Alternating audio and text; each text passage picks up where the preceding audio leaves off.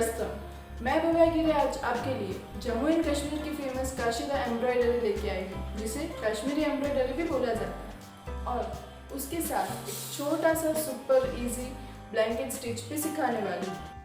दोस्तों, अभी तक आपने मेरे चैनल को सब्सक्राइब नहीं किया है तो प्लीज़ जल्दी से कर दीजिए और बेल आइकन को भी प्रेस करना ना भूलें ताकि मेरी वीडियोस की नोटिफिकेशन आपको मिलती रहे।